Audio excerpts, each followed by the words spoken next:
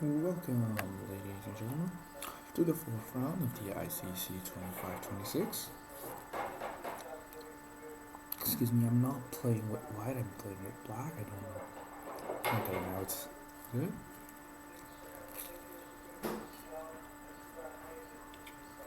It was against a relatively non-experienced opponent. So technically I had a little bit of a small edge in the beginning, but of course those things are merely psychological and do not impact the game whatsoever. Now let's begin. Opponent opens with d4. And here, I know if I went for the normal knight f6, he would enter, let's just say play d5, and the bishop f4. He would enter in the geographic London. I do not want to play against the geographic London. Despite knowing the theory and the moves, I just don't really like the idea of facing it myself. So I just went pawn c5, the old Benoni defense. Now my pawn goes e3, which is of course a strange move. He's trying to set up a kind of Calais system setup, but it ends up just being a weird Queen's Gambit declined from the other side of the board as soon as I play the move d5. Now it's just a normal opening. And there's really nothing to be on. Now knight c3 he plays. I think it's a step in the wrong direction. Had he go with knight f3, it would have been way more solid after knight c6 because it's in c4 I think, or even taking and putting the bishop on fianchetto. I think it would have just been a super solid setup. I went knight c6, normal developing move, and here goes queen f3. Now I get it that he is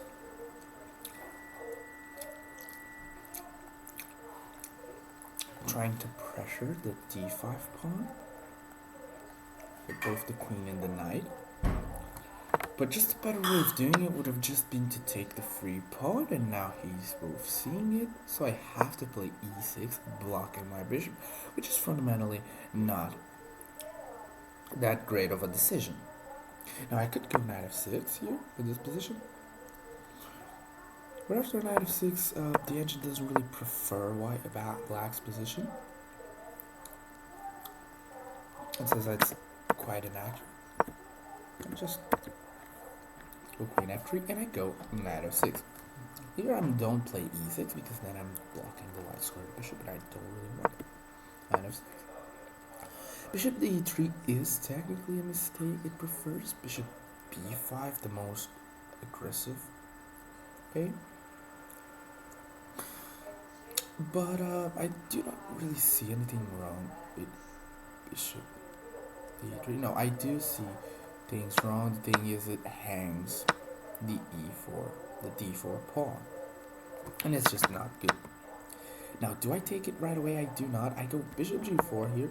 I will call this move slightly bad, because when I played bishop g4, I thought that the queen would go to g3, and then I could pick up the pawn anyways, with the bishop developed.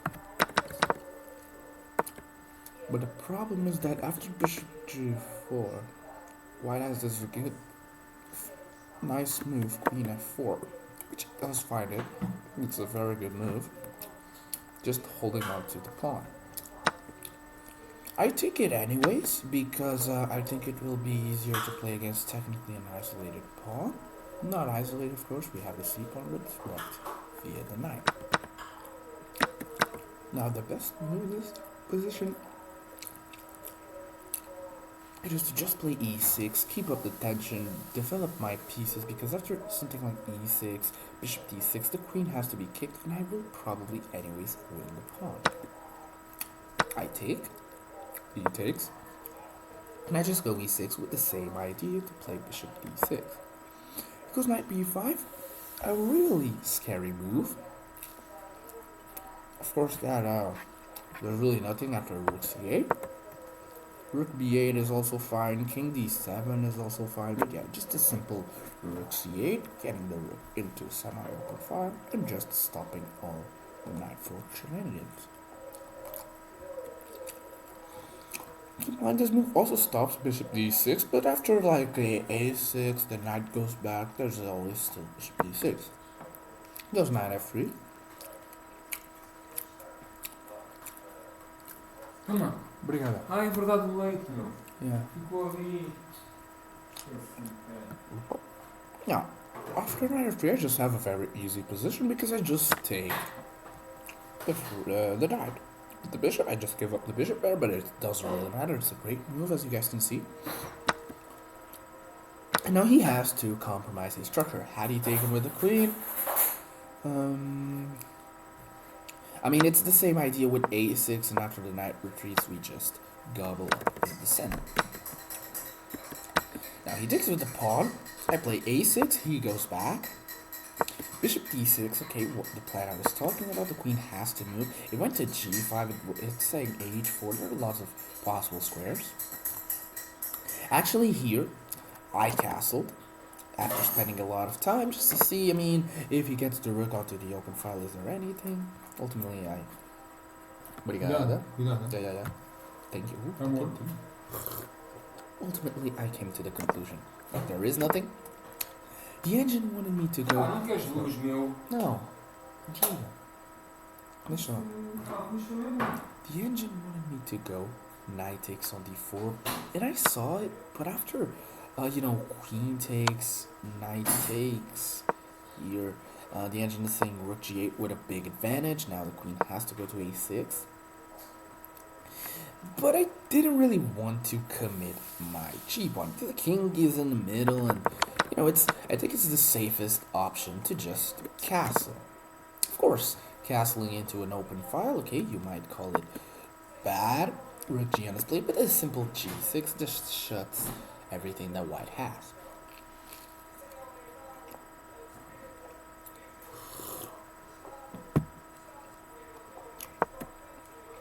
Now, here my opponent fundamentally loses the game. Bishop f4. When I saw bishop f4 being played, I thought it was actually a very nice move. The idea is that if I take, he will... No. Yeah, here he just takes the bishop. No, but it's not that. The idea is that if I do not take the bishop,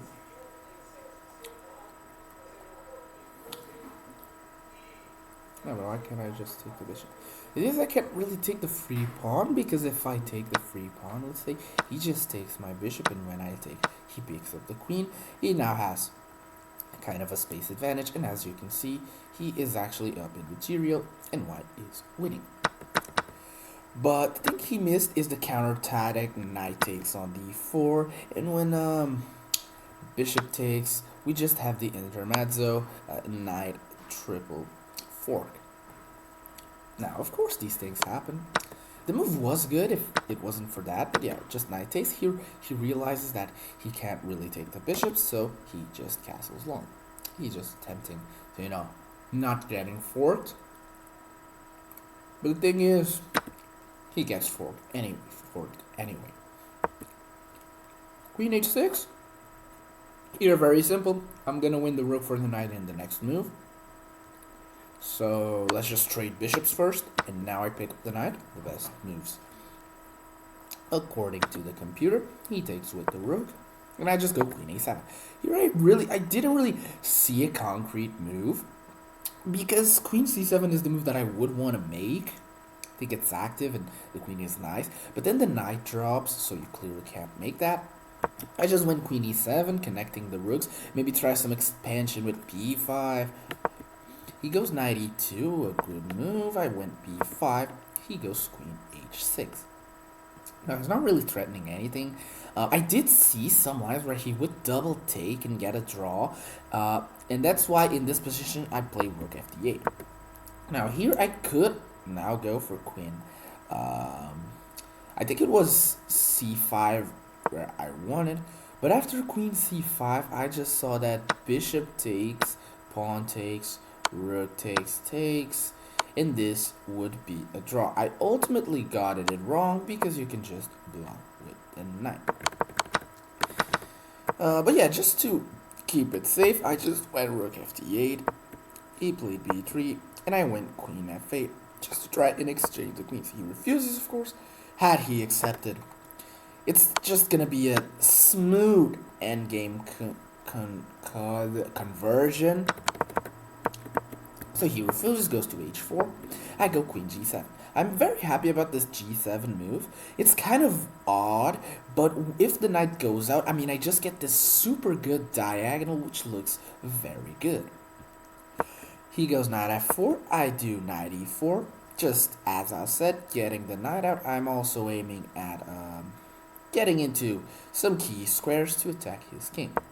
Now he goes c4, which is an inaccuracy, and it technically blunders mate a8, mate in 8. Now, did I found the mate in 8? Well, you guys can see queen c3 check, bishop c2 blocks, queen c2 check, not the best move. The best move is queen a1 check, queen d2 check, king goes to b2, and now b takes on c. Now, why the b takes on c and not the d takes on c? Well, the b takes on c is that if he takes, I just get this open file aiming at his king.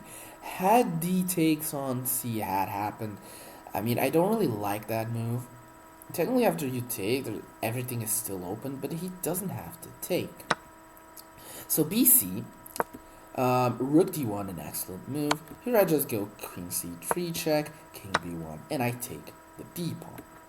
Now, if he takes back, which he does, just blunders the bishop, and a mate in 5 that goes queen takes rook, king a2, rook c2 check, king a3, queen a1 check, king e4, and rook b8 forced mate. This was all the sequence that I said, and I'm actually doing very well in the tournament. This was the 4th round. I'm 3.5 out of 4. It was a very solid win. Let me show you guys the things of the chess.com, and I also want to show you guys another interesting statistics that I found regarding this year's tournament and the last year's tournament, which I also recapped here. It was like last year, so it was a long time. Let me just see. Yeah, here we have my chess.com thingy. The accuracy, if I'm not wrong, if this thing wants to work. Okay, it's taking. Yeah, it's taking a little long to get it working. Let's see. I played with it 84% accuracy. My opponent played with it 68.4.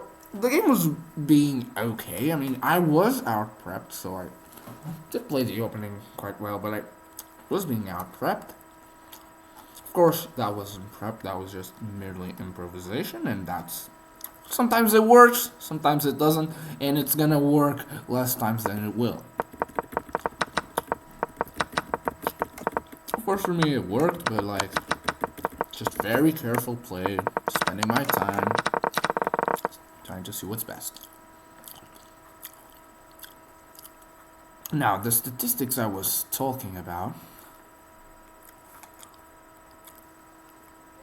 Let me open them up real quick. And where's the other tournament? So now what I'm gonna do is it's this one, right? Yeah. Is it though? I think it is. I'm gonna compare the 24-25 edition to the 25-26, and you guys are gonna see that I am doing miles better than what I was previously. Now, I think this would work. No. Look at this, yeah. My eye is itching.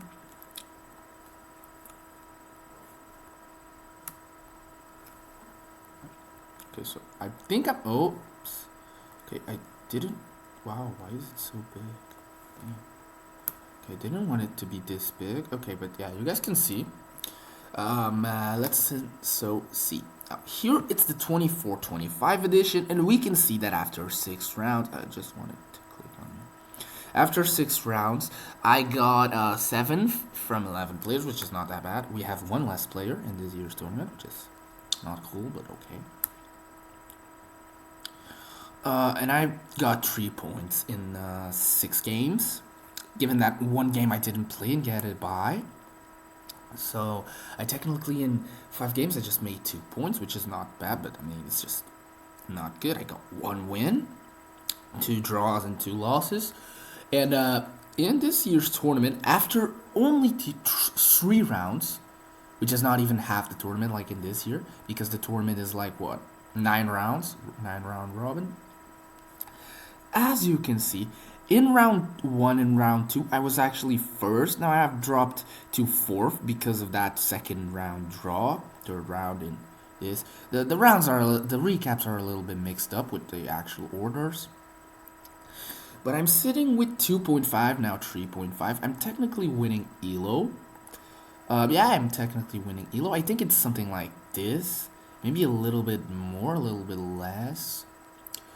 I thought it was 8, but like, I don't know, right? I don't really know. And I did play this game, which you guys can see as the 6th round. The recaps are a little bit mixed up. I haven't played this game yet. I have played this game. And yeah, we're just very comfortable with 2.5. It's more than what I technically have here, because I only made it 2 points in 5 games, and here I made 2.5 points in 3 games. Now, can I get can I get like 6 losses in a row? No, because I have won that at the 4th round and got it to 3.5. Can the rest of the games be losses? No, because I have already played another one, round 5, which you guys will see pretty soon. And about the rest, I mean, we're gonna play and we're gonna have fun. We're gonna try to play the best we can. And yeah, this was all. We're improving, and bye.